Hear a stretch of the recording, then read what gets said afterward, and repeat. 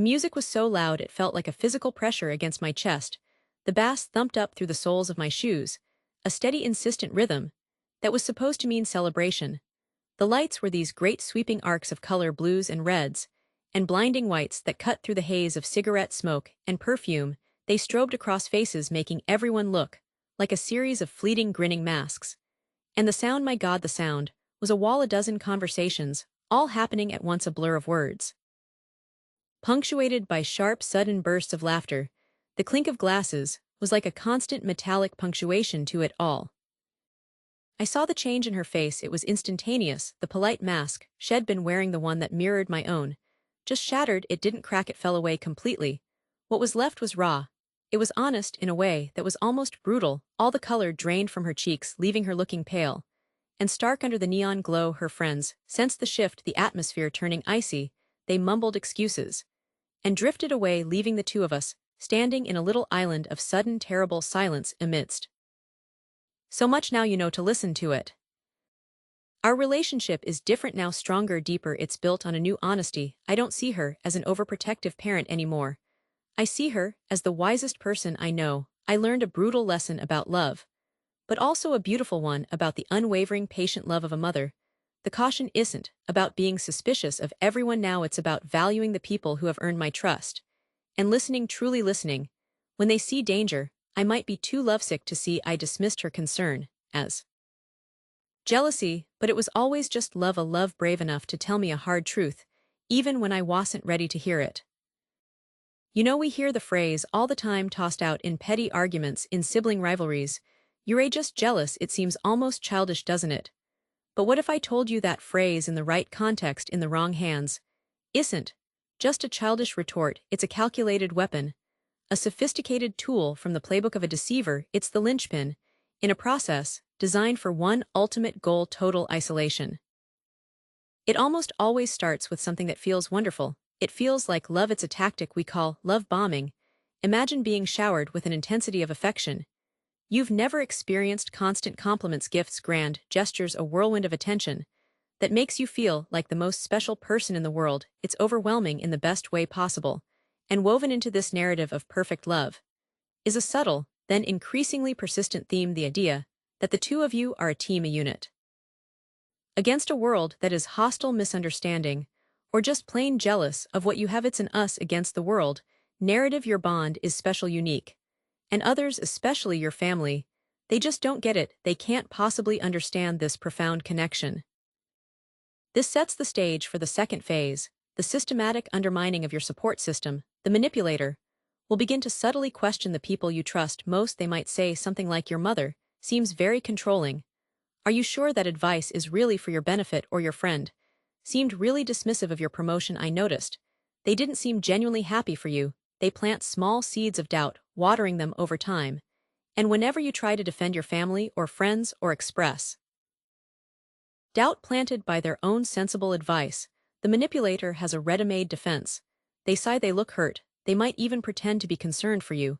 And then they say it sounds like they're just trying to cause trouble. I think they're just jealous of our happiness. And there it is, the "you're just jealous" accusation. It's a masterstroke, because it does two things at once.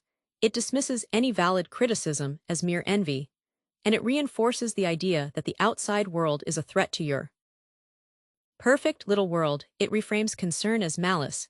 It reframes love as jealousy. This is often paired with another tactic, gaslighting. They'll deny things they said, twist your memories, make you question your own perception of events.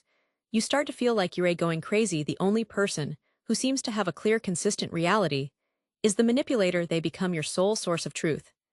And in that state of confusion, their explanation that everyone else is just jealous becomes the only one that makes sense. We see this play out in so many real-world scenarios, in cults where the leader, the roaring party, isolates followers from their families, labeling them as non-believers, in abusive romantic relationships, where a partner systematically cuts the other off from their friends, in toxic work environments, where a manager pits employees against each other, suggesting others are trying to sabotage them.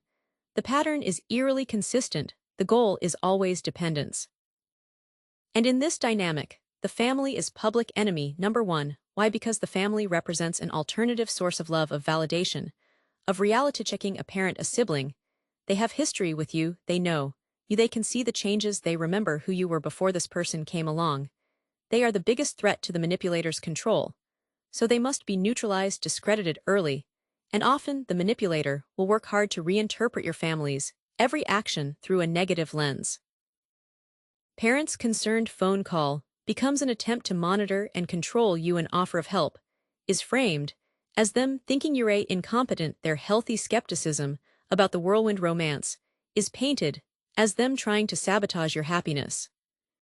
Psychologically, why does the victim so often side with the abuser? It's a painful question for a family to grapple with. But from the victim's perspective, it's a survival mechanism. They are in a state of high cognitive dissonance. They've invested so much in this perfect relationship. They've been love-bombed into believing it's their salvation. To admit their family might be right would mean admitting they have been fooled, that their judgment is flawed, that this beautiful dream is actually a nightmare.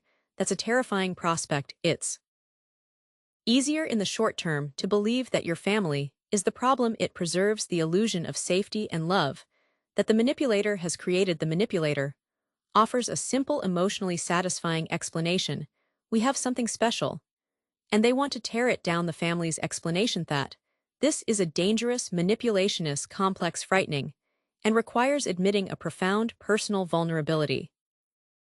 The emotional impact on the family members who are pushed away is a special kind of hell. It's a feeling of helplessness that is absolutely gut-wrenching. You see the train coming, you're screaming a warning, but the person you're trying to save is being convinced that your warning cry is actually an attack. You're forced to stand by and watch someone you love make choices that are clearly destructive. You have to bite your tongue. When you want to scream, you have to watch as your relationship with them is systematically dismantled, your words twisted, your love reinterpreted as jealousy or control. You feel like you're losing them, while they're standing right in front of you. It's a gradual, painful erosion of a bond you thought was unbreakable. But facades, no matter how well constructed, eventually crack. The truth has a way of emerging. The triggers can be different for everyone. Sometimes it's a financial red flag, a mysterious large withdrawal, a maxed-out credit card they knew nothing about. Sometimes it's a slip of the tongue, a story that doesn't quite add up. Sometimes it's the discovery of a double life, an author partner, a hidden addiction, a criminal history. Whatever the trigger, the psychological impact on the victim is cataclysmic. It's not just anger or sadness. It's the complete and utter shattering of their reality. The world they believed in, the person they trusted, completely collapses. In an instant, they experience a profound sense of disorientation and betrayal. The person who was their sole source of truth is revealed to be a liar. The us against the world narrative is exposed as a prison wall they didn't know they were behind. In this moment of crisis, the return to the family is often the first, most critical step toward recovery. It's not an easy step. It's often taken in shame, in humiliation. They are returning with their worldview in pieces, their confidence shattered. This is where the family's response is everything. The most important thing you can offer is a non-judgmental support system. This is not the time for "I told you," so that will only reinforce their shame and push them away again. The goal is to create a soft place for them. Her voice when she spoke was low. It trembled, but not with weakness. It trembled with a contained power, a fury that was fighting its way to the surface. What did you just say? Her eyes were glassy, shining with tears. She was absolutely refusing to let fall. They weren't tears of sadness. They were tears of pure, undiluted anger. To land, the message must be, we are here, we love you, you are safe, we will figure this out together.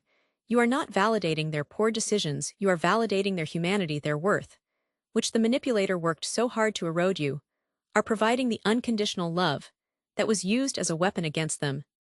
This environment of safety is the antidote to the control and fear they have been living under. It allows them to begin the slow, painful process of rebuilding their sense of self, of untangling the manipulators' lies from their own thoughts.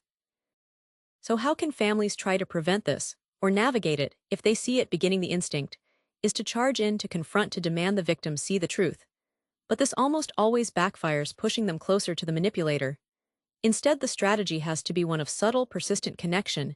You express concerns not as accusations, but from a place of love and observation. Use I statements. I feel worried When I hear you say that because it doesn't sound like the you I know is far better than he's manipulating you, you focus on your relationship with them, not your opinion of their partner. You say, I miss you, I love you, our door is always open. You maintain that line of communication, even if your texts go unanswered, even if your calls are rejected.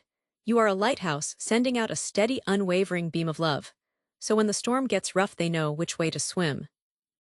There are resources available therapy, specifically with counselors trained in complex relational trauma or cult recovery techniques, can be invaluable for both the victim and the family. Support groups for families dealing with similar situations can provide immense comfort and practical advice.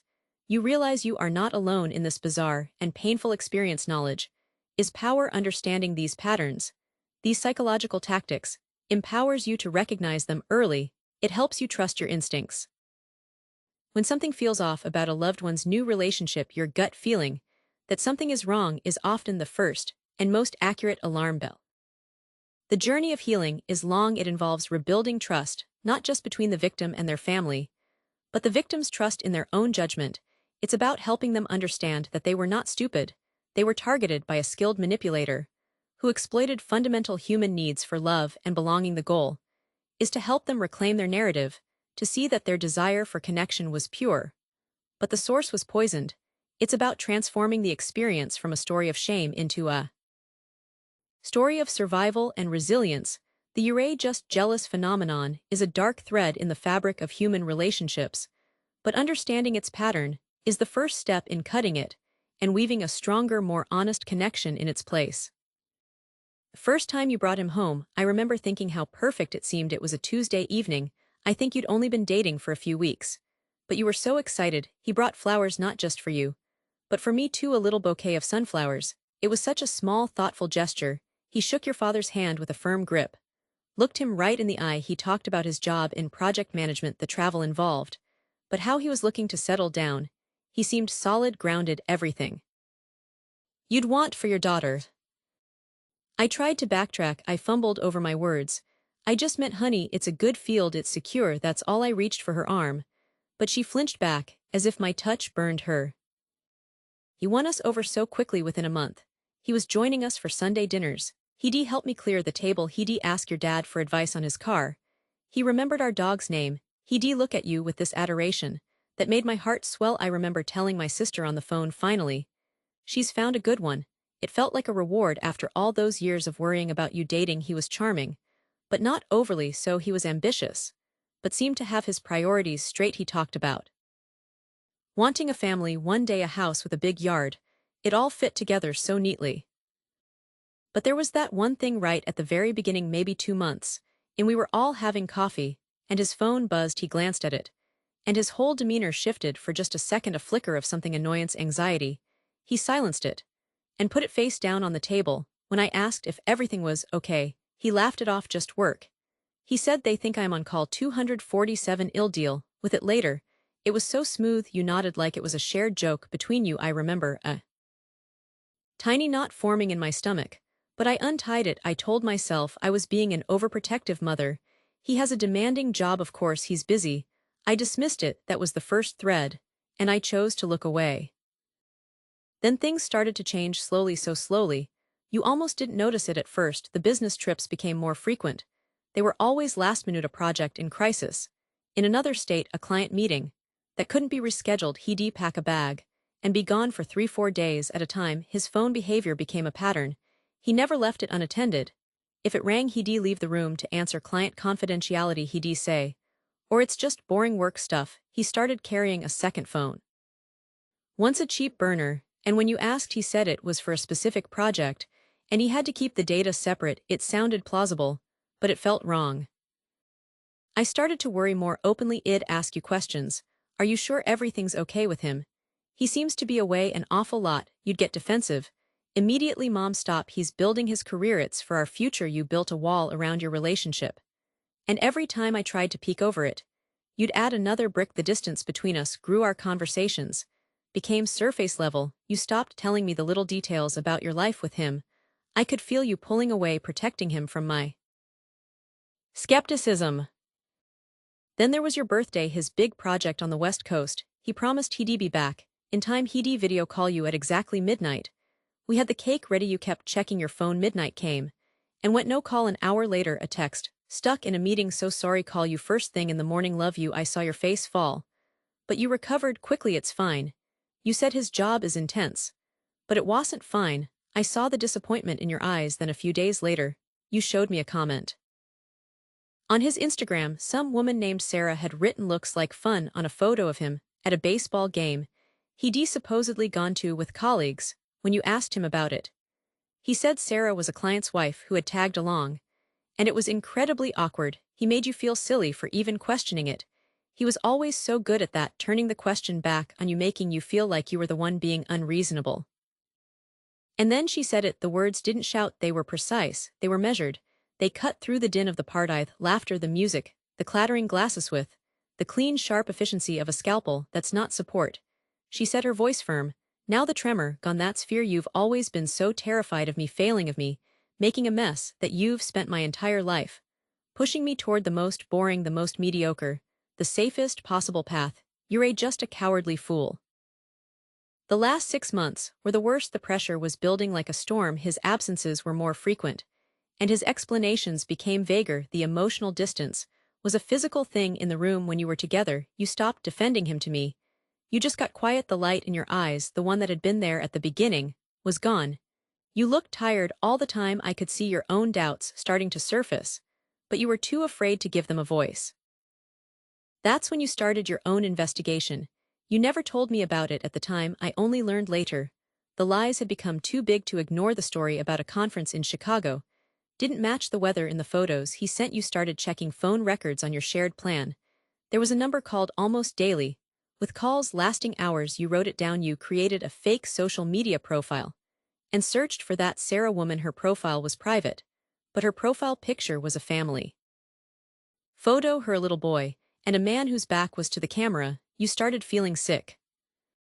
The climax came on a Thursday. He was supposed to be on a fishing trip with his buddies, another last-minute trip. You drove to the town where that area code was registered. It was a 2-hour drive. You sat in your car outside a suburban house for hours, feeling like a stranger in your own life. And then you saw it, his car pulled into the driveway. He got out laughing. A woman, Sarah, came out of the house to greet him. She was pregnant, very pregnant. And then a little boy who looked to be about 3 ran out and jumped into his arms. He swung the boy up, kissing him. The timeline was devastating. The boy was 3. You'd only been together 18 months. He had a whole other family for years. Before he even met you, the house of cards didn't just collapse, it exploded. The immediate fallout was a nightmare. You confronted him that night. When he came home, you were scarily calm. You laid out the evidence date by date. The missed birthday, the Instagram comment, the phone records, the pregnant woman, the son. He didn't even try to deny it. He just crumpled. He admitted to everything, a double life, a wife and child in one town, a girlfriend in another. He had been juggling it all, using the business trips as cover. The legal steps were messy. You had shared a lease. There were finances untangled, but the emotional breakdown was worse. The shock was so profound. It was almost physical. You moved back home into your old room. For the first week you barely spoke. You just slept. The grief wasn't just for the relationship, it was for the 18 months of your life you'd given to a ghost, a fiction. It was for the future you thought you were building. A reconciliation was slow. It didn't happen overnight. At first you were too numb to talk. But then one evening, you started to tell me everything, the whole timeline from your perspective, the little lies. You'd ignored the gut feelings you'd suppressed. We talked for hours. There was no I told you, so there was just this shared painful understanding. We started to heal together. We began documenting everything, not for revenge, but for clarity, for you to make sense of it. We made a timeline, a real one. Big sheet of paper, we pinned it to your wall. Seeing it all laid out, the chronology of deception, was horrifying, but also cathartic. It took the chaos and gave it a structure. It showed you that you weren't crazy. The signs were always there.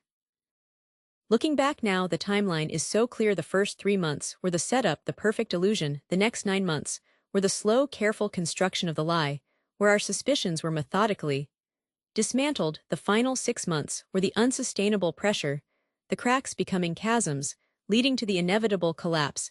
Every missed event, every secretive phone call, every vague explanation were all data points on a map that led to the truth. The words hung in the air, "You're just a cowardly fool." Each one landed like a physical blow. And the craziest part, the most surreal part, was that the party didn't stop. The crowd a few feet away kept laughing at some joke. The music kept playing some upbeat pop song that now felt grotesque and mocking. But the lights were different. They weren't festive anymore. They were interrogatory. They were harsh and unforgiving, exposing every line on my face, every flicker of shame in my eyes. They weren't.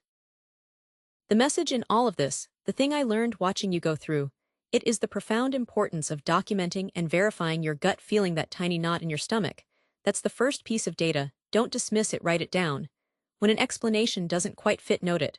When a story changes, remember the original version. Facts are your anchor in a sea of lies. They protect you from the gaslighting, from the slow erosion of your own reality. The timeline of deception is also a timeline of clues. And the most important thing is to trust yourself enough to follow them, no matter how painful the destination may be. The truth, even when it shatters you, is the only solid ground you have to stand on to begin putting the pieces back together. Let's start by talking about the first few hours, the first day, when the ground gives way beneath your feet. The shock is a physical thing, a ringing in your ears that makes the whole world sound distant. But the clock is already ticking. The emotional devastation is absolute, I know. But the practical world doesn't pause for grief. Your first priority, before anything else, has to be your own safety. Are you safe in your home? Is there a space you can go to, a friend's house, a family member's, where you can feel secure while your mind tries to catch up? That feeling of being violated of your entire life, being a stage set, it's overwhelming. But your personal safety is the foundation. Without that, everything else will crumble. Then even while you're numb, you have to think about evidence. It feels cold, clinical, when all you want to do is scream or cry or both. But every text message, every email, every financial statement you can lay your hands on is a piece of the map that will help you navigate what comes next. Take screenshots of everything, save everything to a cloud drive. He doesn't have access to that vacation photo. He said, was a business trip, the strange Venmo payment to a name you didn't recognize, the second phone bill. You found it all matters. These aren't just mementos of a lie. They are the tools you will need to protect yourself legally and financially. And that leads to the most important first step, consulting with a lawyer. I know the thought is daunting. It makes it all so official, so final. But a lawyer isn't there to escalate things. A lawyer is there to be your guide through a labyrinth you never asked to enter. You need to understand your rights. The legal terms will sound foreign and frightening. Bigamy, fraud, paternity fraud. A good attorney will translate that for you. They will tell you what applies in your specific situation, in your jurisdiction. This isn't about revenge, it's about understanding the battlefield you've been thrust onto. The immediate disentanglement is like trying to unravel two skeins of yarn that have been knotted together for years. Shared bank accounts, joint credit cards, the mortgage on the house you thought was your home. The impulse might be to drain the accounts, to change the locks. But your lawyer will advise you on the legal way to proceed. Maybe you need to open a new account in your name, only at a different bank. Maybe you need to secure important documents, your passport, your children's birth certificates, social security cards. Your living arrangements become a huge pressing question. The home that was your sanctuary now feels like a crime scene.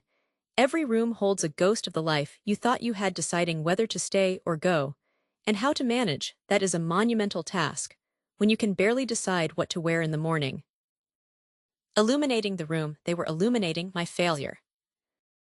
Once the initial shock begins to settle, the true scale of the financial web starts to reveal itself.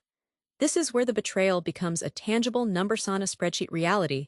You start digging, and you find things you never imagined. Secret credit cards opened in your name or in his name.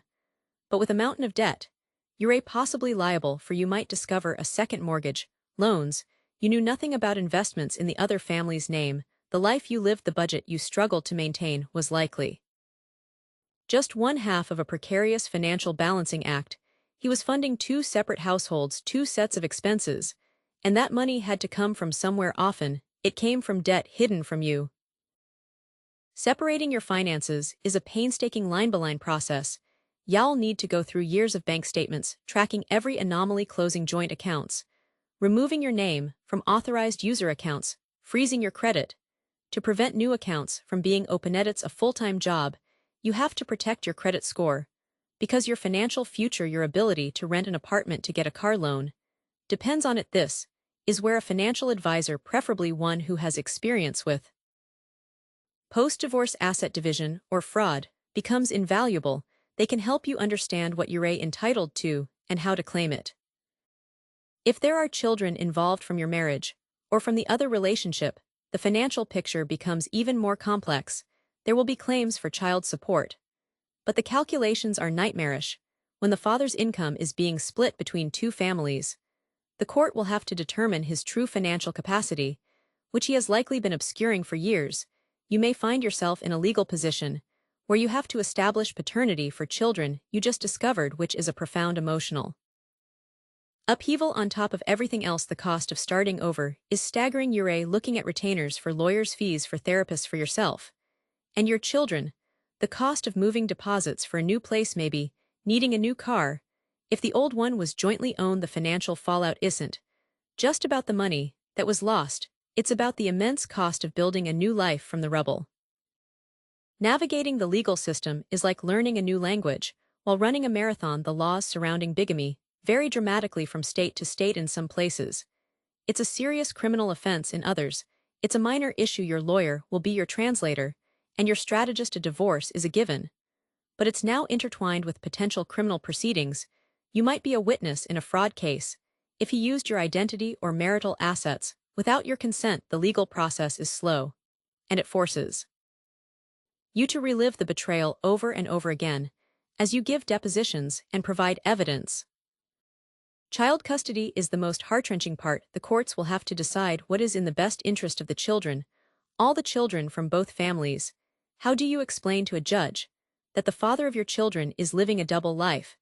How does that impact his fitness as a parent? The other parent from the second family will be going through their own legal process, and you may find yourself in a strange, uncomfortable parallel with them, both fighting for resources and stability for your children. In some cases, if you feel threatened or harassed, you may need to seek a restraining order. The man you loved is now a legal adversary, and the system requires you to build a case to prove the threat, to document every unwanted communication. It dehumanizes the entire experience, turning profound personal pain into case numbers and legal filings. This is why that strong legal team is not a luxury. It's a necessity. You need people who can fight the legal battles, so you can focus on the emotional survival of. After she said it, the world just stopped for me. At least the sounds around me became muffled, distant, like I was sinking deep underwater. The vibrant colors of the party blurred into a nauseating smear. All I could hear was the frantic pounding rhythm of my own heart, a deafening drumbeat in my ears. It was so loud I was sure everyone could hear it. Yourself and your children. Rebuilding security and trust feels impossible at first. How do you ever trust a bank statement again? How do you believe a partner's story about working late? The journey to financial independence is a practical one, but it's also deeply psychological. You start with the basics. A budget for when you learn to monitor your own credit report religiously. You take financial literacy courses if you need to, especially if your finances were largely managed by your partner. You build an emergency fund, however small, that is yours and yours alone. This financial self-reliance is the first step toward reclaiming your power. The long-term impact on your credit and financial stability can be managed, but it takes time and discipline. You might have to downsize to live a more modest life than you're used to. But that modest life will be authentic. It will be built on truth. The psychological journey is longer. You have to learn to trust your own instincts again, the very instincts that maybe whispered to you that something was wrong, that you dismissed. You learn to trust professionals, your lawyer, your therapist, your financial advisor, not blindly, but because they have earned that trust through their actions. You learn that trust in institutions, in processes, can be a scaffold while you rebuild your ability to trust individuals. There are resources out there for people who have been through this specific kind of deception. Support groups, both online and in person, where you can talk to people who understand the unique combination of emotional and financial devastation. There are legal aid societies that can help if resources are tight. There are financial advisors who specialize in helping victims of financial abuse and fraud. You are not alone in this. The path forward is to take one practical, documented legalist step at a time. You slowly, painstakingly build a new life where the foundation is not a secret, but your own hard-won resilience, the trust you build in yourself. By navigating this nightmare and surviving will eventually become the most valuable asset you own. The wound describing the one left by an accusation like "you're just jealous" is a specific and profound kind of injury. It's not just a simple argument in a therapeutic context. We would look at this as a form of betrayal trauma. For the daughter, the betrayal isn't just about the words themselves. It's the fact that the person who is supposed to be her primary source of safety and validation has become a source of deep personal invalidation. Her reality, her feelings, her perception of the relationship are all being dismissed and reframed as something ugly and petty. The core message she receives is that her pain is not legitimate, it's just a character flaw. This strikes at the very foundation of trust. It tells her that her emotional world is not safe within this relationship. Now for the mother, there is an additional complex layer of trauma. It's the trauma of being vilified, of having her intentions, however flawed they may have been, completely rewritten as malicious. She experiences a profound powerlessness. Anything she says to explain herself is just seen as more proof of her jealousy. She is trapped in a box labeled villain. And the key has been thrown away. This dynamic creates a secondary wound for the entire family system. It solidifies a narrative of good versus evil victim. My first instinct was a hot defensive anger. It rose in my throat, a bitter taste. I wanted to fight back, to list all the things I'd done for her, the sacrifices, the tuition payments, the roof over her head. I wanted to tell her she was being ungrateful, dramatic, that she didn't understand the real world. But that impulse, that desire to defend the fortress of my own ego, was just drowned. It was swallowed whole by a tidal wave of shame. It was the most profound, the most humiliating feeling I have versus perpetrator, which is rarely the full truth. It prevents any real nuanced understanding from taking root. This accusation also functions as a powerful form of gaslighting. Gaslighting is the systematic erosion of a person's trust in their own perception of reality. When a daughter is told her legitimate feelings of neglect or hurt are merely jealousy, she begins to doubt herself. She starts to question, are my feelings real? Am I just a jealous person? Is there something wrong with me? This reality distortion is incredibly damaging. It can lead to chronic self-doubt, anxiety, and a deep-seated feeling of being crazy or unstable. The mother, on the other hand, might be gaslit into believing that she is solely and entirely a monster, that her love was always just jealousy in disguise. Both parties become lost in a hall of mirrors, unable to see themselves or each other clearly. The path back from this rupture is not a straight line, it's a journey, and it requires both mother and daughter to travel their own parallel paths before they can possibly walk together again. For the daughter, healing often follows a series of stages. First, there is the shock and numbness after the confrontation. The world as she knew it is shattered. Then comes the anger. This anger is a necessary and healthy part of the process. It's the psyche's way of saying, what happened to me was wrong, I will not accept this. It's a defense against the helplessness. After the anger, there is often a period of deep grief. Grief for the mother, she thought she had grief for the lost connection, grief for the time spent in confusion.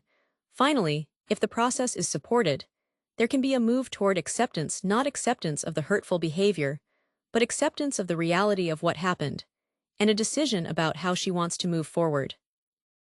The mother has her own parallel process to navigate, and it is arguably just as difficult. She has to manage her own profound hurt at being called a cowardly fool, at being seen as jealous and malicious.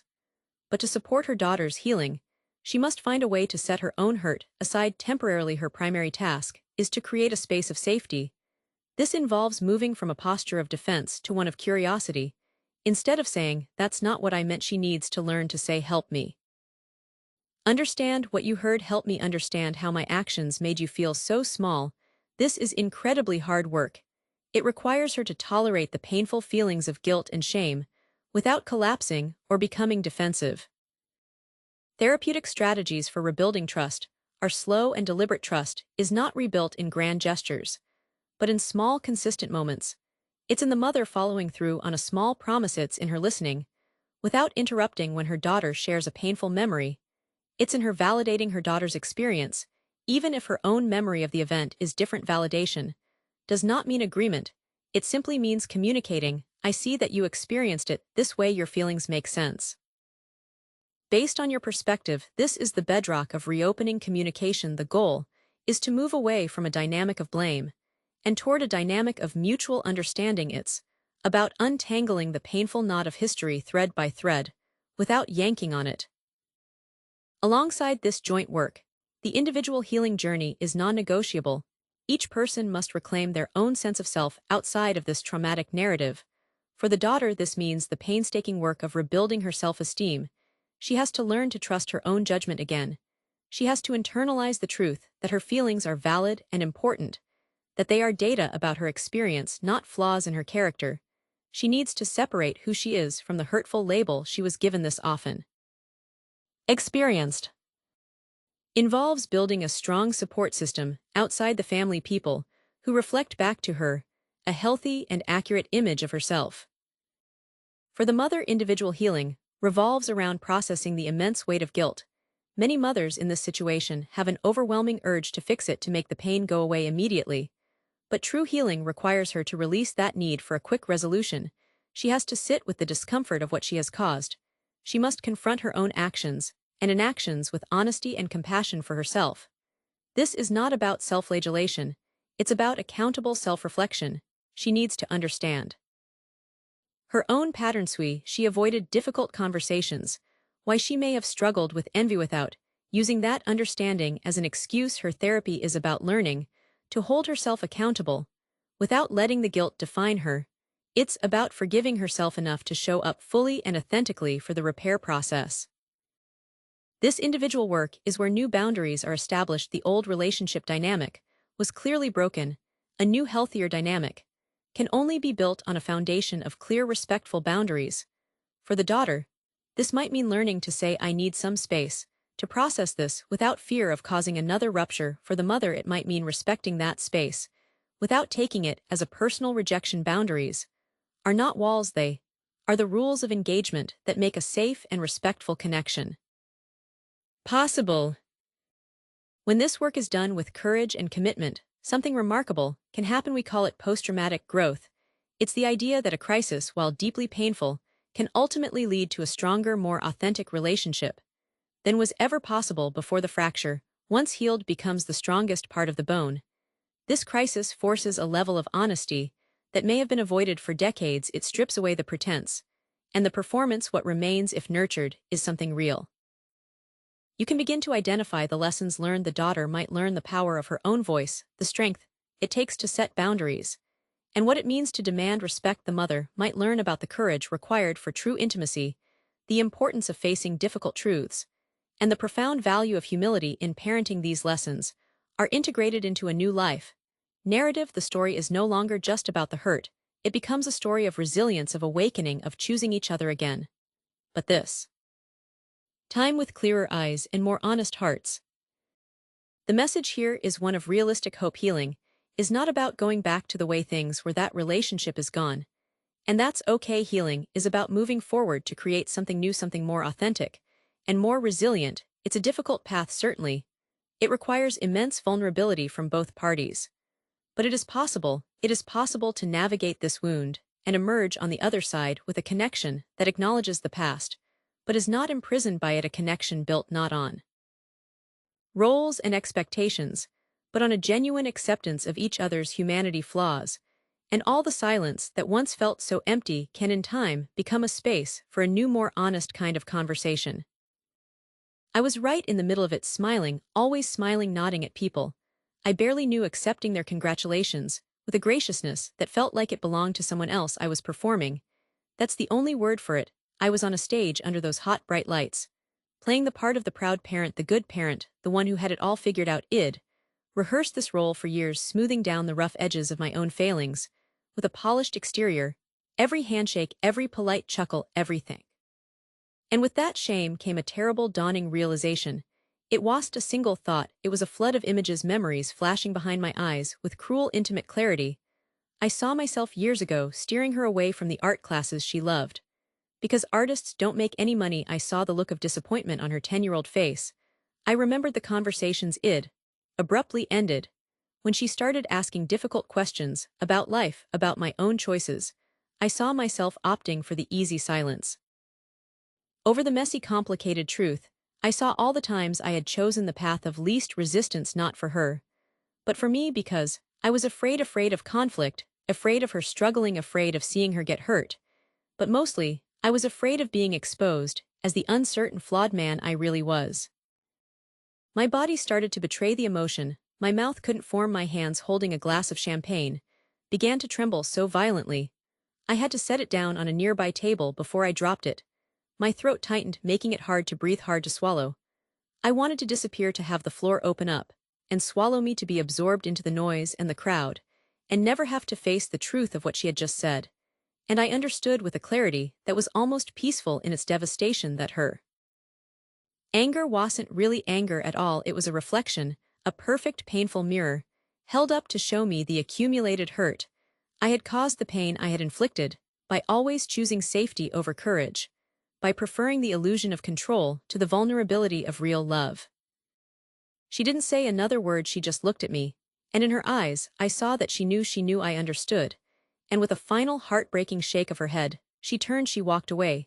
She moved through the crowd, and people parted for her, without even knowing why, and the space she left behind her was so silent, so profoundly empty, that not even the thumping music could hope to fill it. It was a void, a crater. I just stood there completely frozen, a statue of regret, under a glittering disco ball that scattered cheap imitations of light everywhere. People brushed past me, jostling me, but I didn't feel it. I was anchored to that spot by the weight of her words. And in that stillness, the final understanding settled over me. The cowardice wasn't just about the big things I hadn't done, it was in the tiny daily retreats. It was in my refusal to face love honestly. Love isn't about steering someone away from rocks, it's about being there with them if they crash. It's about being brave enough for the hard, messy, unpredictable truth of another person's journey. I had chosen the map over the territory. I had preferred the blueprint to the living, breathing house. I caught one last glimpse of her silhouette, framed by the bright lights of the open doorway leading outside. She wasn't looking back, she was walking away. And there was a certain set to her shoulders that wasn't anger anymore, it was resolution. It was the posture of someone who had finally spoken a truth that had been trapped inside for too long. She wasn't my accuser anymore, she was just someone who was finally painfully free. The music was starting to fade, or maybe I was just hearing it properly for the first time.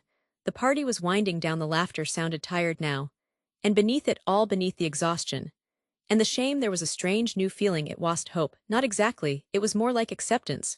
This wound, this terrible open wound she had carved into me with her words, was real, it was raw, and it hurt like hell. But for the first time in a long, long time, something felt true, and I knew standing there in the aftermath that this painful rupture might be the only way anything real could ever begin to grow. "You were so happy for her," was a line delivered from a script I'd written to hide the truth, that I felt like a complete fraud, standing there in my best suit, surrounded by all that forced joy. It started with the little things, the kind you try to brush off. He'd take a phone call and leave the room, lowering his voice to a murmur. I wasn't supposed to hear he'd say he was working late, but his office building would be dark.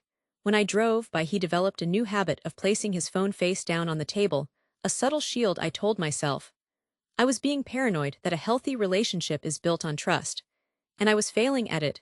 I'd lecture myself in the mirror, "You're just insecure, you're looking for problems that aren't there. I tried to talk to you about it, remember, over coffee one morning. I framed it as a joke, almost. Mark's been so secretive lately. It's like he's leading a double life." I laughed. But it was a hollow sound. You didn't laugh with me. You got very still, your spoon resting against your cup. You said, "Honey, listen to that feeling, it's there for a reason."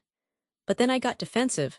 I said, "You've never really liked him, that you were just looking for a reason to be right." I even used those words, the ones designed to hurt. I said, "You're just jealous that I have someone." But the feeling wouldn't go away. It was a constant hum of anxiety, a splinter in my mind. The turning point was so small. We were cleaning out his car together, and a crumpled receipt fell from under the passenger seat. It was for a diner, a place called the Sunrise Grill. I'd never heard of it. The date on it was from a Tuesday. He'd claimed to be at a conference 2 states away. The receipt was from a town just an hour north of us, a town I had no reason to ever go to. That little slip of paper felt heavier than lead. It was the first tangible crack in the perfect facade of our life, and I knew I had to look deeper. That's when I became a detective in my own life. It's a strange shift, one day you're planning a future, the next you're hunched over your laptop in the middle of the night. The blue glow of the screen, the only light. I started with social media. I created a fake profile, a woman with a generic smile, and a list of vague interests I searched for him. And I found him not the Mark I knew, but a Mark with a different middle initial. His profile was almost barren, but he was friends with a woman named Sarah. Her profile was set to private, but her profile picture was a photo of her laughing, with a man's arm around her waist, the hand on her shoulder. I knew the scar on the knuckle. I'd kissed that scar 100 times. My hands were shaking so hard I could barely type. I did a reverse image search on his main profile picture. It led to a photographer's website, and there in the portfolio was the full uncropped version of the photo. It was him and Sarah standing in front of a house with a white picket fence. A child's bicycle was visible in the driveway. The adrenaline was a sickening rush. Every click of the mouse was like unearthing a landmine. I felt powerful and utterly powerless at the same time. I was finding the truth. And the truth was destroying me piece by piece. And then I saw her, my daughter. She was across the room near the archway leading to the garden. She was talking to a group of her friends, her head thrown back in a laugh. She looked radiant. The lights caught the sequins on her dress, making her sparkle. She was the center of her own little universe, and everyone orbiting her was caught in her glow. But from where I stood, there was a distance. It was like watching her through a pane of glass. Her laughter, it seemed a little too high, a little too quick to fade. She was playing, I went deeper into public records, property records. It took me days navigating confusing county websites. But I found it a deed, his name with that same different middle initial, on a property in Oakwood, the same town as the diner. Receipt, the address matched the house in the photographer's picture. I had the location, I had the alias, I had the other woman's name. The evidence was a stack of printouts on my desk, a monument to my disintegrating reality. The dread was a physical weight on my chest. But the hunt was almost over. I couldn't confront him, not yet. He was too good with words, too skilled at twisting things, at making me feel crazy. I had to see it for myself. I had to have proof he couldn't explain away. So I drove to Oakwood on a Saturday morning. My heart was pounding like a drum the whole way. I parked a few houses down from the address on the deed. I felt like a criminal, like a stalker. I waited. And then I saw him. He came out of the house, laughing. He was wearing clothes I'd never seen before, a casual sweater. He was holding the hand of a little girl, maybe 4 years old. She was skipping beside him. A moment later, Sarah came out carrying a diaper bag, a baby carrier in her other hand. It wasn't just an affair, it was a life, a complete whole other family. The world didn't spin or go dark. It just became hyper-real, painfully sharp. The color of the house, the sound of the little girl's laugh, the way he leaned down and kissed Sarah's forehead. It was all so normal, so domestic. And it was all a lie. My legs gave way, and I sank down in the driver's seat. I didn't cry. I just sat there numb, watching the man I loved live a life that had no room for me. The reality I had known for years collapsed in an instant, replaced by this horrific, detailed truth. I drove home on autopilot. The house we shared felt alien, like a movie set. When he came home that evening, smelling of takeout he'd supposedly picked up after his golf game, I was sitting at the kitchen table. The printouts were in front of me. I just looked at him and said, "How was Oakwood?" The color drained from his face. That was all the confirmation I needed. The confrontation was quiet, horrifyingly calm. He didn't deny it. He just started explaining, as if it were a business deal that had gone sideways. The excuses, the justifications, they washed over me. The truth was already carved into me. I walked into my bedroom, locked the door, and picked up my phone. My fingers trembled as I dialed your number. When you answered, I couldn't form words at first, just this choked sob. And then I said it, the hardest sentence I've ever had to speak. "Mom, you were right. You were right about everything." I heard your sharp intake of breath on the other end of the line. And then you simply said, "I am on my way." You didn't say, "I told you so." You just came. The aftermath is a special kind of hell. It's not just a breakup. It's an unraveling. It's lawyers and dividing assets that feel tainted. It's explaining to friends and family that the perfect couple they envied was a fraud. It's the humiliation, the anger that burns so hot it threatens to consume you. But the worst part is the grief. You're not just mourning the relationship, you're mourning the person you thought he was. You're mourning the years you lost, the future you planned. It feels like you've been living in a house. Part 2, the happy graduate, the life off the party. And every time my eyes searched for hers, tried to catch them and hold them for just a second, shed glance away, her focus sliding to someone else, to the ceiling, to the floor, anything but me. For years, only to discover the entire foundation was rot. But through it all, you were there. You held my hand through the lawyer meetings. You let me scream and cry and rage without judgment. That shared trauma, that awful truth. We both had to face it, did something. It burned away the petty disagreements. We used to have the mother-daughter friction. It forged a new trust between us. A bond of steel. We talk about intuition. Now you tell me never to let anyone ever make me doubt. That little voice, inside that voice, is the most powerful tool we have. I'm learning to trust myself again, to make decisions based on what I feel is right, not on what someone is telling me. To believe that's the empowerment in all this misery. I survived it. The betrayal didn't break me, it revealed a strength I didn't know I had. I look at the world differently now. I see the nuances, the spaces between words. I am stronger. But it's a cautious strength. The lesson is scorched into me. Love shouldn't require detective work. It should be an open hand, not a closed fist hiding secrets. And now I know without a doubt that I deserve that kind of love. The first time I met him, Mark, it was a strange feeling, not anger, not dislike. It was a chill. It was like a little whisper in the back of my mind, a quiet alarm bell that I couldn't quite silence. He was perfectly polite, shook my hand with a firm grip, said all the right things about my home, my garden. But his eyes, they never quite settled. They were always moving, assessing, calculating. When he looked at Sarah, my beautiful, vibrant Sarah, it wasn't with the awe I'd seen in other boys' eyes. It was more like possession, like she was a prize he'd just won. I tried to tell myself I was being an overprotective mother, that I was seeing ghosts where there were none. But that feeling, that cold, small knot in my stomach, it never really went away. I started to notice the little things, the things I knew so well from my own past. It began with the invitations, the group outings with her friends from college, slowly stopped. It was always just Mark and Sarah. Now he'd say her friends were immature, that they didn't understand their connection. He'd frame it as them being a special unit superior to the crowd. And she so in love ate it up.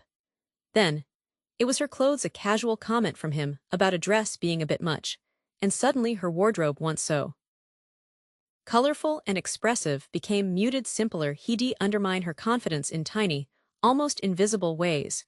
She'd be excited about a presentation at school, and he'd say, "That's great, honey. But are you sure you're prepared? You know how you get nervous." He'd peel away her accomplishments layer by layer, making her doubt her own capabilities. And the money. She'd always been so responsible, so proud of her part-time job and her budget.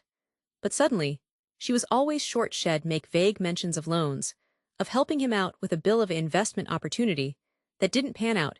He had a way of making his financial problems seem like their shared burden, a test of her loyalty. I saw the light in her eyes, the fierce independence I had worked so hard to nurture starting to dim. It was being replaced by an anxious need for his approval. Hardest part was the silence, the knowing when to speak. Every maternal instinct screamed at me to grab her by the shoulders and shake the sense back into her. But I'd seen friends do that with their daughters, and it always backfired. It created a chasm, so I held my tongue. I bit back my warnings, and I smiled, and I died a little inside each time I saw her molding herself to fit the shape he demanded. I was watching my daughter fall in love with a carefully constructed illusion, and I was powerless to stop it. But then it happened, for one single fragile moment. The crowd parted, the music seemed to dip just for a heartbeat, and across that sea of moving bodies our eyes met. It wasn't a connection, it was a collision. Her gaze wasn't warm, it was questioning. It was full of something unspoken, a heavy, silent question that hung in the air between us. Across the dance floor I looked at her, and I saw the little girl she used to be, but superimposed over her was this fierce, wounded woman. I didn't have an answer. The breaking point came on a Tuesday evening. She was over for dinner, and she seemed quieter than usual, preoccupied. I asked how things were with Mark, trying to keep my voice light, neutral. She shrugged and said they'd had a little disagreement about her applying for a summer internship in another city. He thought it was a waste of time, that she should focus on finding something local, something stable. And I couldn't hold it in anymore. The words just spilled out. I said, "Sarah, honey, that's a wonderful opportunity. Don't let anyone, not even Mark, talk you out of pursuing your dreams. A partner should encourage you, not hold you back." The change in her was instant. Her face closed up, shut down.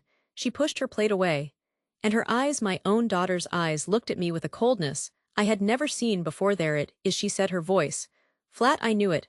I knew you'd find a way to twist this. You just can't stand to see me happy with him, can you?"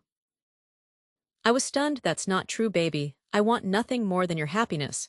I just see some things that worry me, the way he isolates you from your friends, the way he—" She cut me off. "You see what you want to see. You've never given him a chance. You don't want me to be happy. Because you're not happy you're alone, and you're jealous that I have someone who loves me, and you can't stand it. The word hit me like a physical blow. Jealous. It was so far from the truth it was laughable. But the venom with which she said it stole my breath, my love for her, this vast aching primal thing, that had been the center of my life for 22 years, was being reduced to something so petty, so pathetic. I tried to speak, to explain. But the wall was up. She saw my concern as a competition, she saw my protection as control. And he was positioned as her only true ally, her refuge from her jealous, controlling mother. The distance that grew between us in the following months was a physical pain. Our phone calls became short and formal, our visits were strained, shed share less and less. And when she did, it was always framed through his perspective. I felt her slipping away, being pulled into a world where I was the villain, and the grief of that loss was a constant heavy weight in my chest. The phone call came in the middle of the night, the ringtone sliced through the silence, and my heart immediately jumped into my throat. It's a sound no mother ever wants to hear. Her voice on the other end was small, broken, a ghost of itself. She was crying the kind of ragged, hopeless sobs that come from a place of utter devastation. Mom was all she could manage at first. Mom, I didn't need her to say it. I knew. I was already pulling on my shoes, my car keys in my hand. Where are you, baby? Are you safe? I asked, my voice steady, though my hands were shaking. She was at her apartment. He was gone. She had finally confronted him about the money, about the lies, about the other woman, whose text messages she'd found. And the facade had crumbled. The charming, supportive boyfriend had vanished, replaced by a spiteful, cruel stranger, who told her she was naive, that she'd never be enough, that she was lucky he'd stuck around as long as he had. For the question in her eyes, I don't think I even understood what it was. I just offered a weak parental smile and nod. And just like that, the moment was gone. She looked away, and the wall went back up. Driving over there, my emotions were a storm I couldn't navigate. There was a terrible, shameful flicker of vindication. My intuition had been right, every warning, every cold feeling had been accurate. But that feeling was instantly drowned, obliterated by the sound of her pain echoing in my ears. This wasn't a victory. This was my worst fear. Realized the relief that the truth was out was entirely overshadowed by the anguish of seeing my child's heart broken in the most brutal way. The words "I told you so" never even crossed my mind. They would have been a weapon. And she was already bleeding. All that mattered was getting to her, holding her, making her feel safe. I found her curled up on the floor in her living room, surrounded by scattered tissues. She looked so young, so fragile. I didn't say anything. I just sat down beside her, wrapped my arms around her, and let her cry. I held her while her body shook with sobs, while she poured out the whole ugly story: the lies, the manipulation, the financial control, the emotional abuse she had endured for months, defending him. All the while, I just listened. I stroked her hair, and I listened. My heart wasn't just breaking for her, it was breaking with her. The protective fury I felt towards him was a fire in my chest, but I kept it banked. This moment wasn't about my anger, it was about her grief. Rebuilding what was broken between us has been a slow, deliberate process. It didn't happen overnight. The trust she had in me had been fractured not by my actions, but by his influence. We had to learn each other again. It started with quiet conversations over cups of tea, with me practicing a new kind of listening gun that offered support without immediately offering solutions. I had to learn to bite my tongue when I wanted to point out the lessons, to let her arrive at the realizations on her own time. She had to learn that my love wasn't conditional on her choices, that it was a steady, constant force. We've had to establish new foundations built on honesty and mutual respect, not on the parent-child dynamic of before. She's had to rediscover who she is without his voice in her ear. I've watched her tentatively reach out to her old friends, restart her hobbies, apply for that internship she wanted. There's a long road ahead. Healing from that kind of betrayal takes time, but the light is coming back into her eyes, the real light, her light. I've reflected so much on that fine, almost invisible line between protection and interference. A mother's love is fierce, it's a force of nature. But it has to be wise. It has to know when to stand as a shield, and when to stand aside, ready with open arms for the inevitable stumble. My love for Sarah was never rejected, even when my warnings were. It persisted, a silent current beneath the surface, waiting for the storm to pass. So to any mother out there who feels that cold knot of intuition, who sees her child being drawn into a darkness they can't yet see, my message is this: trust your instinct, but trust your love more, speak your truth with gentleness. But be prepared for them, not to hear it. Your role might not be to prevent the fall. Your role is to be the soft, unwavering place for them to land when it's over. Your love is the one thing the illusion can never truly destroy. It waits, it endures. And when the silence is finally broken by a voice that needs you, that's when you understand that every moment of heartache was worth it, because you get to help them piece themselves back together stronger and wiser than before. It was a nothing comment, that's the part that kills me. It was so small, so insignificant. Id made my way over to her group, my smile firmly in place. Someone had made a joke about future careers, about the safety of her chosen path, and I, in my infinite wisdom, had chimed in. I put a hand on her shoulder, feeling her tense immediately under my touch. I said something like, well, we're just glad she picked something stable, something she can't fail at. It was meant to be supportive, at least that's what I told. I still remember the feeling, that dizzying, breathless rush of it. All it wasn't like anything I'd ever known. Meeting him felt like someone had finally turned the lights on, in a room I hadn't even realized was dark. He was charming, not in a slick, rehearsed way, but with a quiet confidence that made you feel like you were the only person in the world. He remembered little things, the name of my favorite childhood book, the way I take my coffee. He made me feel seen, understood. For the first time in my life, I felt like I wasn't just someone's daughter. I was the main character in my own story, and he was the perfect co-star. We just fit. It was a whirlwind, but it felt like coming home. And of course, I wanted my mom to see it. I wanted her to see this happiness, to understand that I had finally found what Shed always told me was out there. But from the very beginning there was a tension. Shed asked these careful, probing questions. It all just seems so fast, sweetie, or he's quite a bit older, isn't he? What does he do for work exactly? Her questions felt like tiny pinpricks, deflating my perfect bubble. I started justifying everything, not just to her, but to myself. The fact that he never added me on social media. He's just a private person, Mom. He's not obsessed with that stuff, like everyone else. The way he'd sometimes vanish for a whole weekend, unreachable, with a vague story about a work retreat, or helping a friend move. He's under a lot of stress with his business. I respect his space. The one time she pointed out that his company didn't seem to have much of an online presence, I got defensive. It's a niche consultancy. It's not that kind of firm. I had an answer for everything. I had built this beautiful, fragile palace of a relationship, and I saw her questions as little hammers trying to break it down. The worst part was I started to believe my own narrative about her motives. I convinced myself she was jealous, that she was lonely and couldn't stand to see me so happy, in a way Shed never been. I remember saying it to a friend. I think my mom's just jealous that I found my person. It made a twisted kind of sense. It was easier than considering the alternative, that she might be right. The fight was inevitable. It happened over a casual dinner at her house. She asked again about his plans for the holidays, and I gave another vague, rehearsed answer he'd given me. She put her fork down and looked at me, her eyes full of this weary concern. Honey, I just worry that you're not seeing the whole picture. There are gaps, things that don't add up. That's when I said it. The words came out hot and sharp, propelled by a year of built-up defensiveness. The only thing that doesn't add up, Mom, is why you can't be happy for me. Is it that hard, or are you just jealous? The silence that followed was worse than any shouting. Her face just fell. It was like it extinguished a light behind her eyes. She didn't fight back. She just said softly, I love you, I will always be here. And I left feeling triumphant and utterly miserable. But the seed of doubt she planted, the one I'd been trying so hard to drown out, started to grow. Little things began to feel less like quirks and more like cracks. The way he'd never let me answer his phone, even if it was buzzing right next to me.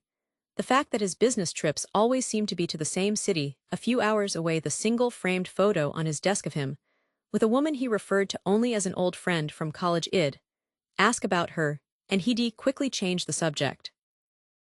The tipping point was so small. We were in his car, and his phone was connected to the Bluetooth. A notification popped up on the dashboard screen.